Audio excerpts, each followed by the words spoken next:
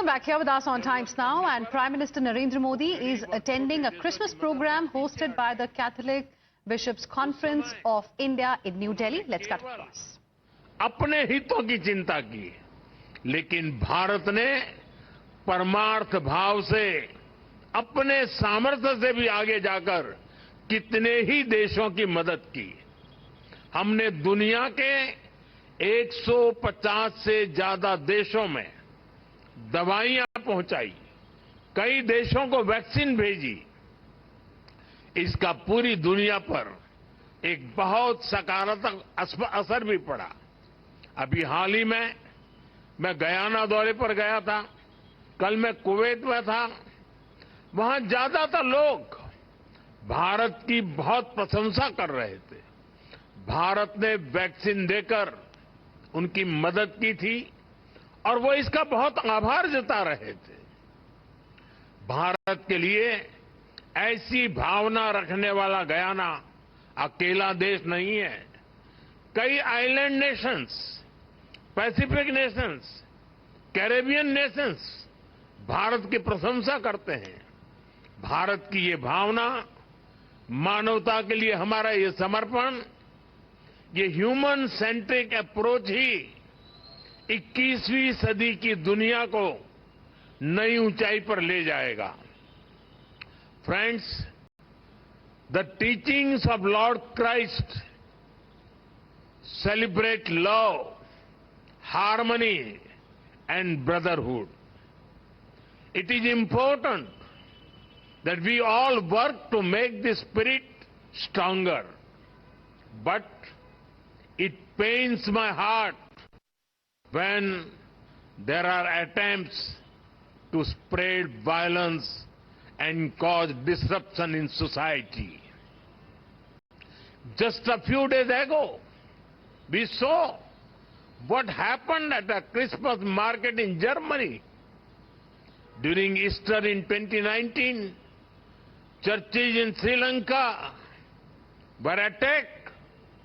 I went to Colombo to pay homage to those who lost in the bombings.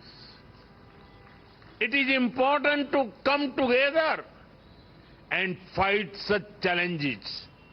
Friends, the Christmas is even more special as you begin the Jubilee year, which you all know holds special significance.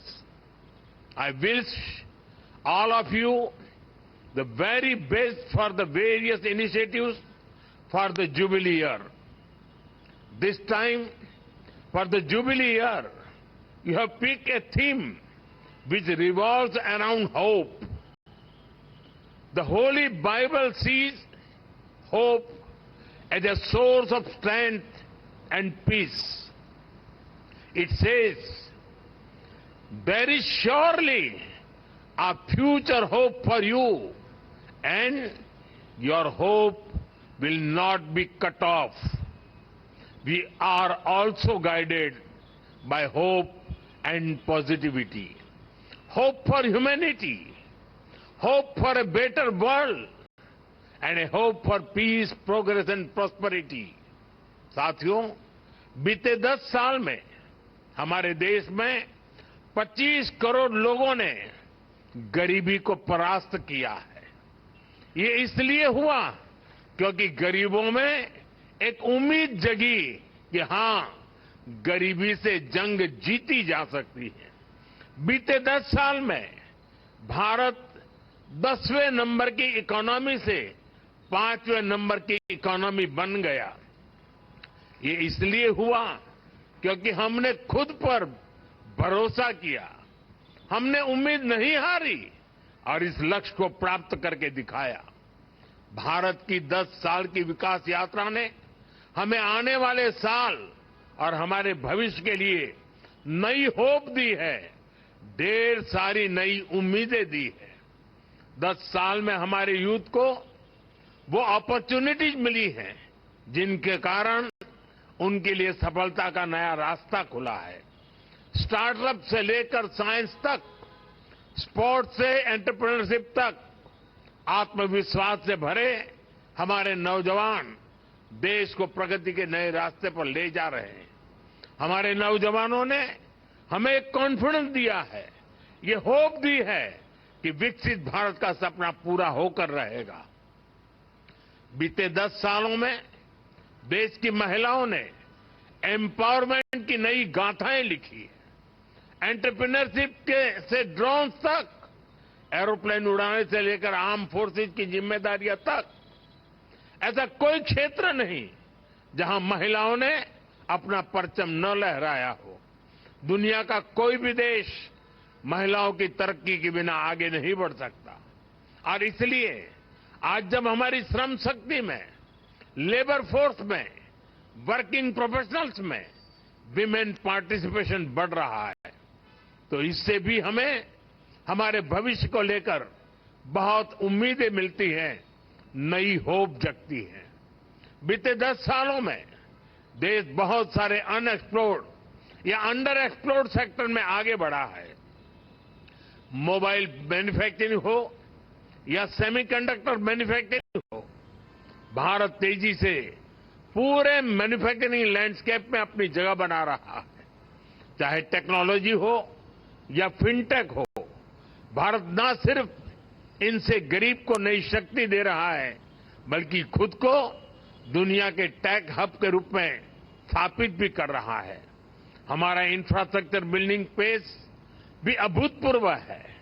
हम न सिर्फ हजारों kilometre express way बना रहे हैं, बल्कि अपने गांवों को भी ग्रामीण सड़कों से जोड़ रहे हैं। अच्छे ट्रांसपोर्टेशन के लिए सैकड़ों किलोमीटर के मेट्रो रूट्स बन रहे हैं। भारत की ये सारी उपलब्धियां हमें ये होप और ऑप्टिमिज्म देती हैं कि भारत अपने लक्ष्यों को बहुत तेजी से पूरा कर सकता है। और सिर्फ हम ही अपनी उपलब्धियों में इस आशा और विश्वास को नहीं देख रहे हैं, पूरा विश्व भी भारत को इसी होप और ऑप्टिमिज्म के साथ देख रहा। साथियों, बाइबल कहती है, कैरी ईच अदर्स बर्डन्स, यानी हम एक दूसरे की चिंता करें, एक दूसरे के कल्याण की भावना रखें। इसी सोच के साथ हमारे संस्थान और संगठन समाज सेवा में एक बहुत बड़ी भूमिका निभाते हैं। शिक्षा के क्षेत्र में नए स्कूलों की स्थापना हो, हर वर्ग हर समाज को शिक्षा के जरिए आगे बढ़ाने के प्रयास हो, स्वास्थ्य के क्षेत्र में सामान्य मानवीय की सेवा के संकल्प हो, हम सब इन्हीं अपनी जिम्मेदारी मानते हैं। साथियों, जीसस क्राइस्ट ने दुनिया को करुणा और निस्वार्थ सेवा का रास्ता दिखाया है। हम क्रिसमस को सेलिब्रेट करते हैं और जीसस को याद करते हैं, ताकि हम इन मूल्यों को अपने जीवन में उतार सकें, अपने कर्तव्यों को हमेशा प्राथमिकता दें। मैं मानता हूं ये हमारी व्यक्तिगत जिम्मेदारी भी है, सामाजिक दायित्व भी है और एज अ नेशन भी हमारी ड्यूटी है। आज देश इसी भावना को सबका साथ, सबका विकास और सबका प्रयास के संकल्प के रूप में आगे बढ़ा रहा है। ऐसे कितने ही विषय थे जिनके बारे में पहले कभी नहीं सोचा गया, लेकिन वो मानवीय दृष्टिकोण से सबसे ज्यादा जरूरी था। हमने उन्हें हमारी प्राथमिकता बनाया। हमने सरकार को नियम और औपचारिकताओं से बाहर निकाला। हमने संवेदनशीलता को एक पैरामीटर के रूप में सेट किया। हर गरीब को पक्का घर मिले, हर गांव में बिजली पहुंचे, लोगों के जीवन से अंधेरा दूर हो, लोगों को पीने के लिए साफ पानी मिले, पैसे के अभाव में कोई इलाज से वंचित न रहे। हमने एक ऐसी संवेदनशील व्यवस्था बनाई जो इस तरह की सर्विस की, इस तरह की गवर्नेंस की गारंटी दे सके। आप कल्पना कर सकते हैं, जब एक गरीब परिवार को ये गारंटी मिलती है तो उसके ऊपर से कितनी बड़ी चिंता का बोझ उतरता है। पीएम आवास योजना का घर जब परिवार की महिला के नाम पर बनाया जाता है तो उससे महिलाओं को कितनी ताकत मिलती है। हमने तो महिलाओं के सशक्तिकरण के लिए नारी शक्ति वंदन अधिनियम लाकर संसद में भी उनकी ज्यादा भागीदारी सुनिश्चित की है। इसी तरह आपने देखा होगा, पहले हमारे यहां दिव्यांग समाज को कैसी कठिनाइयों का सामना करना पड़ता था। उन्हें ऐसे नाम से बुलाया जाता था जो हर तरह से मानवीय गरिमा के खिलाफ था। ये एक समाज के रूप में हमारे लिए अफसोस की बात थी। हमारी सरकार ने उस गलती को सुधारा। हमने उन्हें दिव्यांग ये पहचान देकर के सम्मान का भाव प्रकट किया। आज देश पब्लिक इंफ्रास्ट्रक्चर से लेकर रोजगार तक हर क्षेत्र में दिव्यांगों को प्राथमिकता दे रहा है। साथियों, सरकार में संवेदनशीलता देश के आर्थिक विकास के लिए भी उतनी ही जरूरी होती है। जैसे कि हमारे देश में करीब 3 करोड़ फिशरमैन हैं और फिश फार्मर्स हैं, लेकिन इन करोड़ों लोगों के बारे में पहले कभी उस तरह से नहीं सोचा गया। हमने फिशरीज के लिए अलग मिनिस्ट्री बनाई, मछली पालकों को किसान क्रेडिट कार्ड जैसी सुविधाएं देना शुरू किया। हमने मत्स्य संपदा योजना शुरू की। समंदर में मछली पालकों की सुरक्षा के लिए कई आधुनिक प्रयास किए गए। इन प्रयासों से करोड़ों लोगों का जीवन भी बदला और देश की अर्थव्यवस्था को भी बल मिला। And with this, we will slip into another very, very short break. More news and updates coming your way on the other side. Stay with us.